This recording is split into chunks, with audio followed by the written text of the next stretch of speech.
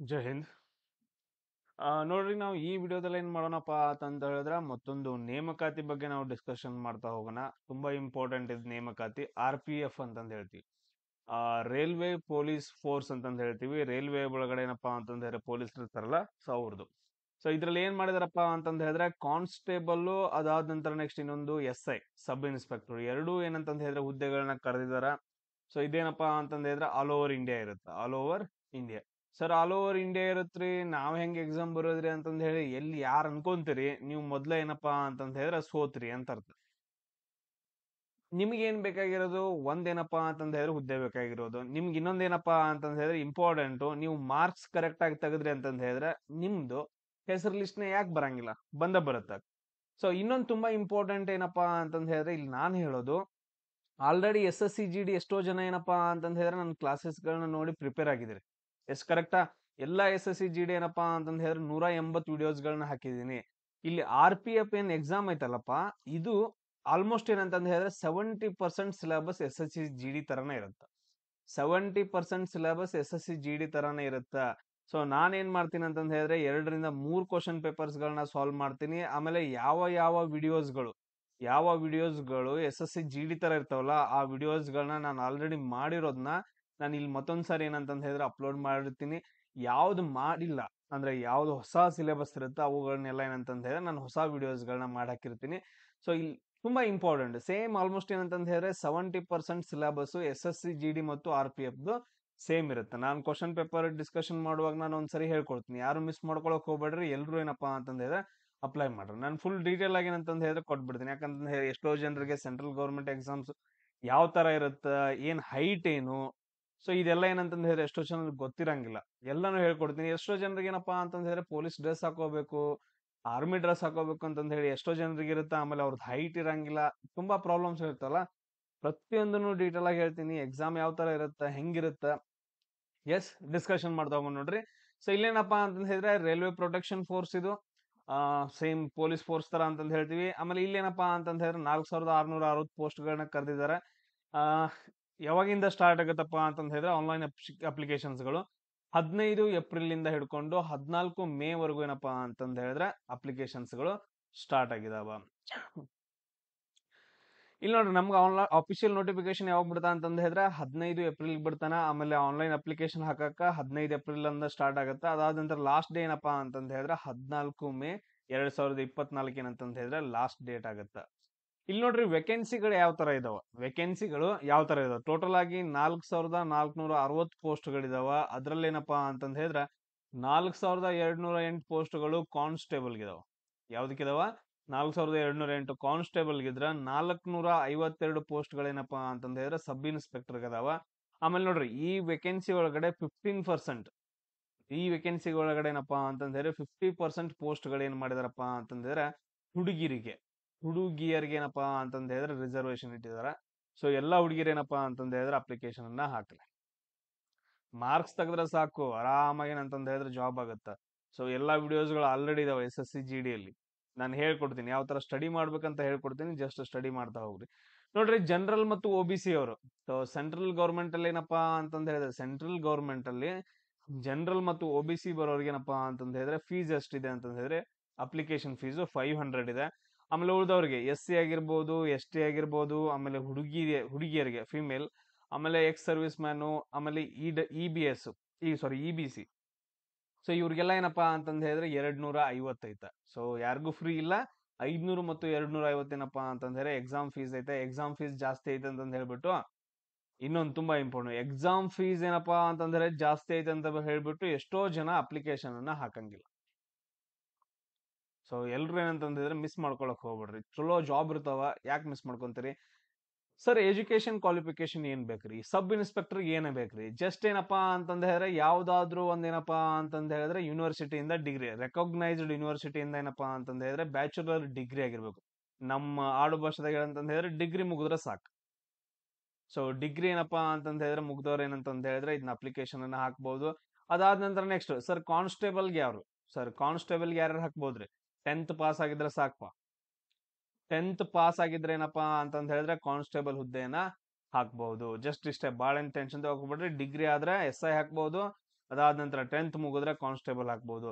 Sir ನಾನು 2 ಹಾಕ್ತೀನಿ ಅಂತಂದ್ ಹೇಳಿದ್ರೆ 2 ಹಾಕ್ಬೋದು ನೀವು. ಸರ್ 10th ಮುಗಿಸ್ಯಾನ್ರಿ ಅದಾದ ನಂತರ ಡಿಗ್ರಿನೂ ಮುಗಿಸ್ಯಾನ, ಡಿಗ್ರಿ ಮುಗಿಸಿದೆ ಅಂತಂದ್ ಹೇಳಿದ್ರೆ 10th ಮುಗಿಸ್ಲೇಬೇಕು. ಸರ್ ಡಿಗ್ರಿ ಮುಗಿಸ್ಯಾನ್ರಿ ಕಾನ್ಸ್ಟೇಬಲ್ ಹಾಕ್ತೇನೆ ಇದನ್ನು ಹಾಕ್ತೇನೆ ಅಂತಂದ್ ಹೇಳಿದ್ರೆ ನೀನ್ ಎರಡೂನು ಏನಪ್ಪಾ ಅಂತಂದ್ ಹೇಳಿದ್ರೆ ಹಾಕ್ಬೋದು.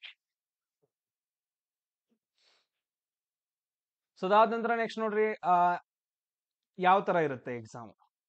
ಸೊ ಯಾವ ತರ ಸೆಲೆಕ್ಷನ್ ಇರುತ್ತೆ, ತುಂಬಾ ಇಂಪಾರ್ಟೆಂಟ್. ಸೆಲೆಕ್ಷನ್ ಯಾವ ತರ ಇರುತ್ತೆ, ಫಸ್ಟ್ ಏನಂತಂದ್ ಹೇಳಿದ್ರೆ ಕಂಪ್ಯೂಟರ್ ಬೇಸ್ಡ್ ಎಕ್ಸಾಮ್ ಇರುತ್ತೆ. ಫಸ್ಟ್ ಏನಪ್ಪಾ ಅಂತಂದ್ ಹೇಳಿದ್ರೆ ಕಂಪ್ಯೂಟರ್ ಬೇಸ್ಡ್ ಎಕ್ಸಾಮ್ ಇರುತ್ತೆ. ಅದಾದ ನಂತರ ಈ ಎಕ್ಸಾಮ್ ಮುಗಿದ ನಂತರ ಏನಂತಂದ್ ಹೇಳಿದ್ರೆ ಫಿಸಿಕಲ್ ಟೆಸ್ಟ್ ಇರುತ್ತೆ. ಸಿಂಪಲ್ ಆಗಿ ಹೇಳ್ಬೇಕಂತಂದ್ ಹೇಳಿದ್ರೆ ಇದನ್ನೆಲ್ಲ ಸೇರಿಬಿಟ್ಟು ಫಿಸಿಕಲ್ ಟೆಸ್ಟ್ ಇರುತ್ತೆ. ಸೊ ಸೆಕೆಂಡ್ ಏನಪ್ಪಾ ಅಂತಂದ್ ಹೇಳಿದ್ರೆ ಫಿಸಿಕಲ್ ಟೆಸ್ಟ್ ಇರುತ್ತೆ.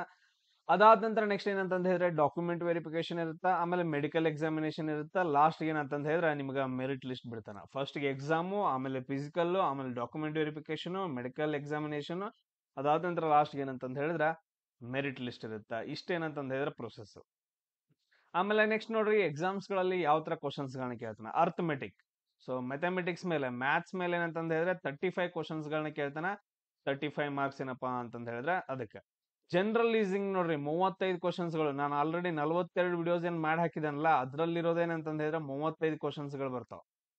ಆಮೇಲೆ ಮ್ಯಾಥಮೆಟಿಕ್ಸ್ ಕೂಡ ಹಲವಾರು ಮಾಡಾಕೇನಿ, ಇನ್ನು ಕೆಲವೊಂದು ಮಾಡಿ ಹಾಕ್ತೀನಿ. ಸೊ ಇದನ್ನ ಏನಂತಂದ್ ಹೇಳಿದ್ರೆ ಆರಾಮಾಗಿ ಜನರಲ್ ಅವೇರ್ನೆಸ್ 50 ಕ್ವಶನ್ಸ್ ಐತೆ, ಇದನ್ನು ಸ್ವಲ್ಪ ಏನಂತಂದ್ ಹೇಳಿದ್ರೆ ಕವರ್ ಮಾಡ್ಕೊಂಡ್ರೆ ಸಾಕು. ಟೋಟಲ್ 120 ಕ್ವಶನ್ಸ್ ಗಳಿರ್ತಾವ, 120 ಮಾರ್ಕ್ಸ್. ಒಂದ್ ಕ್ವಶನ್ ಏನಂತಂದ್ ಹೇಳಿದ್ರೆ 1 ಮಾರ್ಕ್ಸ್ ಇರುತ್ತೆ. ಸೊ ಇಷ್ಟ ಆಯ್ತು. ಅದಾದ ನಂತರ ಸರ್ ನೆಗೆಟಿವ್ ಎಷ್ಟಿರುತ್ತೆ, ನಿಮ್ದು ಒಂದೆಲ್ಲಾದ್ರೂ ರಾಂಗ್ ಆಯ್ತು ಅಂತಂದ್ ಹೇಳಿದ್ರೆ 1/3 ಮಾರ್ಕ್ಸ್ ಹೋಗ್ತಾವ. 1/3 ಮಾರ್ಕ್ಸ್ ಹೋಗ್ತಾವ ಅಂತಂದ್ ಹೇಳಿದ್ರೆ ನಿಮ್ದು 3 ಕ್ವಶನ್ಸ್ ಎಲ್ಲಾದ್ರೂ ರಾಂಗ್ ಆಯ್ತು ಅಂತಂದ್ ಹೇಳಿದ್ರೆ, 3 ಕ್ವಶನ್ಸ್ ರಾಂಗ್ ಆಯ್ತು ಅಂತಂದ್ ಹೇಳಿದ್ರೆ ಅಲ್ಲೇನಪ್ಪಾ ಅಂತಂದ್ ಹೇಳಿದ್ರೆ 1 ಮಾರ್ಕ್ಸ್ ಹೋಗುತ್ತೆ. 3 ಕ್ವಶನ್ಸ್ ರಾಂಗ್ ಆದ್ರೆ 1 ಮಾರ್ಕ್ಸ್ ಹೋಗುತ್ತೆ, ಆತರ. ಹಂಗಾದ್ರೆ ಸರ್ ಇನ್ ಕೆಲವ್ರಿಗೆ ಇರುತ್ತಪ್ಪ, ಸರ್ 6 ಕ್ವಶನ್ಸ್ ಆದ್ರೆ ಏನಾಗುತ್ತೆ 2 ಮಾರ್ಕ್ಸ್ ಹೋಗುತ್ತೆ.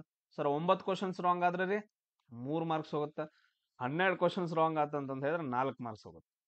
ಎಸ್ ಸರ್, ಒಂದ್ ಕ್ವಶನ್ ರಾಂಗ್ ಆಯ್ತು ಅಂತಂದ್ರೆ ಕೆಲವು ಜನರು ಕನ್ಫ್ಯೂಸ್ ಐತೆ ಸರ್. 0.33 ಮಾರ್ಕ್ಸ್ ಹೋಗುತ್ತೆ. ಅದಾದ ನಂತರ ನೋಡ್ರಿ ಫಿಸಿಕಲ್ ಏನಿರುತ್ತೆ, ಎಕ್ಸಾಮ್ ಮುಗಿಸಿದ ನಂತರ ಫಿಸಿಕಲ್ ಏನೇನಿರುತ್ತೆ ಸರ್. ಫಿಸಿಕಲ್ ಏನಪ್ಪಾ ಅಂತಂದ್ ಹೇಳಿದ್ರೆ ಕಾನ್ಸ್ಟೇಬಲ್ GD ಅವರಿಗೆ 5 ಇದು ಇಲ್ಲಿ ನೋಡ್ರಿ 5 ನಿಮಿಷ 45 ಸೆಕೆಂಡ್ ಅಂತ ಕೊಟ್ಟಿದ್ದಾರೆ. ಎಕ್ಸಲೆಂಟ್ ರನ್ನಿಂಗ್ ಇದು. ಸೊ ನಮ್ ನೋಟಿಫಿಕೇಶನ್ ಬಂದ ನಂತರ ನಮ್ಗೆ ಇನ್ನೂ ಡೀಟೇಲ್ ಆಗಿ ಗೊತ್ತಾಗುತ್ತೆ. ಸೊ ಇದನ್ನ ಟೈಮ್ ಏನಪ್ಪಾ ಅಂತಂದ್ ಹೇಳಿದ್ರೆ 5 ನಿಮಿಷ 45 ಸೆಕೆಂಡ್ ಅಂತ ಹೇಳಿದಾರೆ ಇವಾಗ. ಆಮೇಲೆ ಲಾಂಗ್ ಜಂಪ್ 14 ಫೀಟ್, ಆಮೇಲೆ ಹೈ ಜಂಪ್ 4 ಫೀಟ್ ಅಂತಂದ್ ಹೇಳಿದಾರೆ. ಇದು ಚೇಂಜ್ ಆಗುತ್ತೆ ಟೈಮ್ ಸ್ವಲ್ಪ ಇನ್ನು. ಸೊ ಅದಾದ ನಂತರ ಹುಡುಗಿರಿಗೆ ನೋಡ್ರಿ 3 ಮಿನಿಟ್ 40 ಸೆಕೆಂಡ್ ಅಂತಂದ್ ಹೇಳಿದಾರೆ. 800 ಮೀಟರ್ ಓಡಾಕ 3 ಮಿನಿಟ್ 40 ಸೆಕೆಂಡ್ ಅಂತಂದ್ ಹೇಳಿದಾರೆ. ಸೊ ನಿಮ್ಗೆ ಇದು ಕೂಡ ಏನಪ್ಪಾ ಅಂತಂದ್ ಹೇಳಿದ್ರೆ ಚೇಂಜ್ ಆಗುತ್ತೆ. Long jump 9 feet, high jump 3 feet ಅಂತಂದ್ ಹೇಳ್ತೀವಿ. ಆಮೇಲೆ SI ಆಗೋರ್ಗೆ ಏನಪ್ಪಾ ಅಂತಂದ್ ಹೇಳಿದ್ರೆ 1600ದವ್ರಿಗೆ 6 ಮಿನಿಟ್ 30 ಸೆಕೆಂಡ್. ಆಮೇಲೆ ಹುಡುಗಿರಿಗೆ ಏನಪ್ಪಾ ಅಂತಂದ್ ಹೇಳಿದ್ರೆ ರನ್ನಿಂಗ್ ಏನಂತಂದ್ ಹೇಳಿದ್ರೆ 4 ಮಿನಿಟ್ 800 ಮೀಟರ್ ಇರುತ್ತೆ. ಆಮೇಲೆ ಲಾಂಗ್ ಜಂಪ್ ಹೈ ಜಂಪ್ ಏನಪ್ಪಾ ಅಂತಂದ್ ಹೇಳಿದ್ರೆ ಇಷ್ಟ ಇರ್ತಾವ. ಸ್ವಲ್ಪ ಏನಂತಂದ್ ಹೇಳಿದ್ರೆ ಇಲ್ಲಿ ಟೈಮಿಂಗ್ ಏನಪ್ಪಾ ಅಂತಂದ್ ಹೇಳಿದ್ರೆ ನೋಟಿಫಿಕೇಶನ್ ಬಂದ ನಂತರನೇ ಏನಂತಂದ್ ಹೇಳಿದ್ರೆ 100% ಕರೆಕ್ಟ್ ಆಗಿ ಹೇಳ್ಬೋದು. ನೋಟಿಫಿಕೇಶನ್ ಏನ್ ಬರುತ್ತಲ್ಲ 100% ಅವಾಗ ಕರೆಕ್ಟ್ ಆಗಿ ಹೇಳ್ಬೋದು. ಸೊ ನೋಡೋಣ.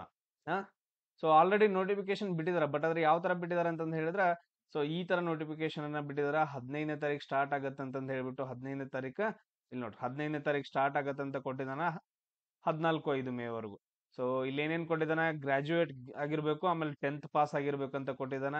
ಆಮೇಲೆ ನೆಕ್ಸ್ಟ್ ನೋಡ್ರಿ 20ರಿಂದ ಏಜ್ ಏನಪ್ಪಾ ಅಂತಂದ್ ಹೇಳಿ ನಾನು ಡಿಸ್ಕಷನ್ ಮಾಡ್ತೀನಿ ಇವಾಗ. ಏಜ್ 20ರಿಂದ 28 ವರ್ಷ ಇದ್ದವ್ರಿಗೆ ಏನಂತಂದ್ ಹೇಳಿದ್ರೆ ಎಲ್ರು ಹಾಕ್ಬಹುದು. ಸೊ ಇದು 15 SI 20ರಿಂದ 28 ವರ್ಷ ಎಲ್ರು ಹಾಕ್ಬಹುದು. ಕಾನ್ಸ್ಟೇಬಲ್ ಏನಪ್ಪಾ ಅಂತಂದ್ ಹೇಳಿದ್ರೆ 18ರಿಂದ 28 ವರ್ಷದವ್ರು ಏನಪ್ಪಾ ಅಂತಂದ್ ಹೇಳಿದ್ರೆ ನೀವು ಹಾಕ್ಬಹುದು. 28 ವರ್ಷವರೆಗೂ ಐತೆ. ಯಾರ್ಯಾರಿಗೆ ಇನ್ನೂ ಏನಂತಂದ್ ಹೇಳಿದ್ರೆ ಆಸೆ ಐತಾ ಜಾಬ್ ಸೇರೋದು, ಸರ್ ನಮ್ದು ಏಜ್ ಆಗೈತಿ ಅದಾಗೈತಿ ಏನ್ ಅನ್ಕೋತ ಕೂತಿರಲ್ಲ, ನೀವೆಲ್ರು ಏನಪ್ಪಾ ಅಂತಂದ್ ಹೇಳಿದ್ರೆ ಅಪ್ಲಿಕೇಶನ್ ನ ಹಾಕ್ಬಹುದು. ಮಿಸ್ ಮಾಡ್ಕೊಳಕ್ ಹೋಗ್ಬೇಡ್ರಿ ಅಷ್ಟ. ಅದಾದ ನಂತರ ನೆಕ್ಸ್ಟ್ ಎಷ್ಟೋ ಜನರಿಗೆ ಏನಪ್ಪಾ ಅಂತಂದ್ರೆ ಹೈಟ್ ಬಗ್ಗೆ ಮ್ಯಾಟರ್ ಇರುತ್ತೆ ಸರ್. ಜನರಲ್ ಮತ್ತು OBC ಅವ್ರಿಗೆ ಹೈಟ್ ನಿಮ್ಗೆ 165 ಇದ್ರೆ ಸಾಕ್ರಿ. 165 ಸೆಂಟಿಮೀಟರ್ ಇದ್ರೆ ಸಾಕ, ನೀವು ಅಪ್ಲಿಕೇಶನ್ ನ ಹಾಕ್ಬಹುದು. ಆಮೇಲೆ SC ST ದವ್ರಿಗೆ ಏನಂತಂದ್ ಹೇಳಿದ್ರೆ 160 ಸೆಂಟಿಮೀಟರ್. SC ST ದವ್ರಿಗೆ ಏನಪ್ಪಾ ಅಂತಂದ್ ಹೇಳಿದ್ರೆ 160 ಸೆಂಟಿಮೀಟರ್. ಅದಾದ ನಂತರ ನೆಕ್ಸ್ಟ್ ನೋಡ್ರಿ ಇದೇನಪ್ಪಾ ಅಂತಂದ್ ಹೇಳಿದ್ರೆ ಇದು ನಮಗ್ ಬರಂಗಿಲ್ಲ, ಇದು 163. ಸೊ ಹುಡುಗಿರಿಗೆ ಏನಪ್ಪಾ ಅಂತಂದ್ ಹೇಳಿದ್ರೆ ಚೇಂಜ್ ಇರುತ್ತೆ. ನೋಡ್ರಪ್ಪ ಹುಡುಗಿರಿಗೆ ಏನಪ್ಪಾ ಅಂತಂದ್ ಹೇಳಿದ್ರೆ 157 ಸೆಂಟಿಮೀಟರ್ ಇದ್ರೆ ಸಾಕು. ಹುಡುಗಿರಿಗೆ ಏನಂತಂದ್ ಹೇಳಿದ್ರೆ ಸೊ ಜನರಲ್ ಆಗಿರ್ಬೋದು, SC ST OBC ಆಗಿರ್ಬೋದು, ಹುಡುಗಿರಿಗೆ 157 ಸೆಂಟಿಮೀಟರ್ ಇದ್ರೆ ಸಾಕು, ಹುಡುಗರಿಗೆ 165. ನಾನು ಹೇಳದ್ನಲ್ಲ. ಸೊ ಹುಡುಗರಿಗೆ ಏನಂತಂದ ಹೇಳಿದ್ರೆ 165, ಹುಡುಗಿಯರಿಗೆ ಗರ್ಲ್ಸ್ಗೆ. ಸೊ ಗರ್ಲ್ಸ್ಗೆ ಏನಪ್ಪಾ ಅಂತಂದ ಹೇಳಿದ್ರೆ 157 ಸೆಂಟಿಮೀಟರ್ ಇದ್ರೆ ನೀವು ಅಪ್ಲಿಕೇಶನ್ ಅನ್ನ ಹಾಕ್ಬಹುದು. ಸೊ ಇಷ್ಟೇನಪ್ಪಾ ಅಂತಂದ ಹೇಳಿದ್ರೆ ಈ ಎಕ್ಸಾಮ್ ಬಗ್ಗೆ ಮಾಹಿತಿ. ಸೊ ಎಲ್ರು ಏನಂತಂದ ಹೇಳಿದ್ರೆ ಪ್ರಿಪರೇಷನ್ ಅನ್ನ ಸ್ಟಾರ್ಟ್ ಮಾಡ್ರಿ. ಇನ್ನೊಂದೇನಪ್ಪಾ ಅಂತಂದ ಹೇಳಿದ್ರೆ ಒಂದು ವೀಕ್ ಅಲ್ಲಿ ನಾನು ಕ್ವಶನ್ ಪೇಪರ್ ನ ಸಾಲ್ವ್ ಮಾಡಿ ಹಾಕ್ತೀನಿ. ಅದ್ರ ಜೊತೆಗೆ ಏನಪ್ಪಾ ಅಂತಂದ ಹೇಳಿದ್ರೆ ಸೊ ಆಲ್ರೆಡಿ ನಾನು ವಿಡಿಯೋಸ್ಗಳನ್ನ ಮಾಡಿದೀನಿ, ಓಲ್ಡ್ ವಿಡಿಯೋಸ್ಗಳಿದಾವ. ಓಲ್ಡ್ ಅದಂತ ಹೇಳಿಬಿಟ್ಟು ನೋಡದೆ ಇರೋಕ್ ಹೋಗ್ಬೇಡ್ರಿ. ಬಹಳ ಈಸಿಯಾಗಿ ಟ್ರಿಕ್ಸ್ ಗಳ ಮುಖಾಂತರ ಹೇಳ್ಕೊಟ್ಟಿದ್ದೀನಿ.